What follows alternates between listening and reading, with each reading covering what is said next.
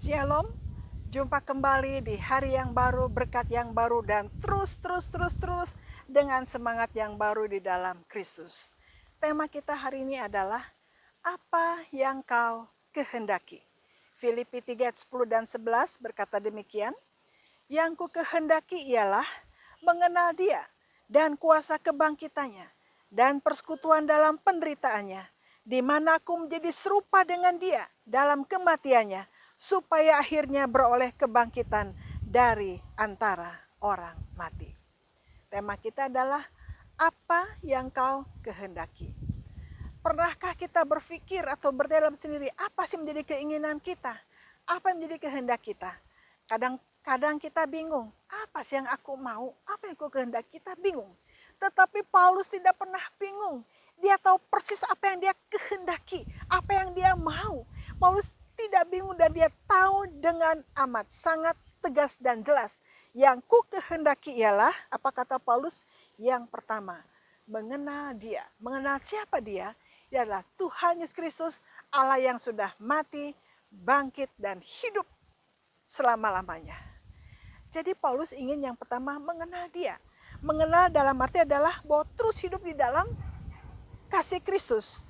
Hidup di dalam pengenalan akan Tuhan. Terus hidup di dalam Dia. Dan tidak pernah lagi keluar dari Tuhan Yesus Kristus. Jadi luar biasa Paulus. Mengenal Dia. Yang kedua adalah keinginan Paulus mengenal kuasa kebangkitannya.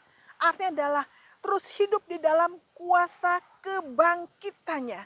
Supaya apa? Supaya lu terus semangat dan terus mengalami kebangkitan dalam hidupnya. Bangkit dalam semangatnya, bangkit harapannya. Sehingga Paulus tidak pernah putus asa menghadapi tekanan, tantangan apapun juga. Karena dia terus hidup, keinginan dia mengenal kuasa kebangkitannya. Yang ketiga ingin Paulus adalah selalu hidup dalam persekutuan di dalam penderitaannya. Ya. Jadi Paulus menghayati bagaimana Kristus menderita. Dia menghayati bagaimana Kristus menderita untuk mati bagi dia supaya dia diselamatkan, bagi dosa-dosanya supaya diampuni. Nah, karena Paulus memang ingin mengenal persekutuan dalam penderitaannya, bagaimana Yesus menderita, maka ketika Paulus menderita, dia tidak pernah putus asa.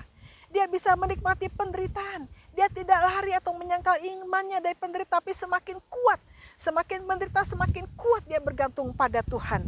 Karena dia menghayati penderitaan Kristus tidak main-main, tapi untuk menebus dosanya. Dan yang keempat adalah dia katakan menjadi serupa dalam kematiannya. Berulang kali Paulus pun juga hampir mati. Tetapi ketika hampir mati pun dia tidak putus asa. Dia tetap tidak menyangkal imannya. Dia tetap bersaksi menceritakan Yesus adalah Tuhan dan Juru Selamat. Walaupun dia hampir mati, tetapi dia tidak pernah meninggalkan kesaksian hidupnya. Dia tetap memberitakan firman Tuhan, memberitakan Yesus adalah Tuhan dan Juru Selamat.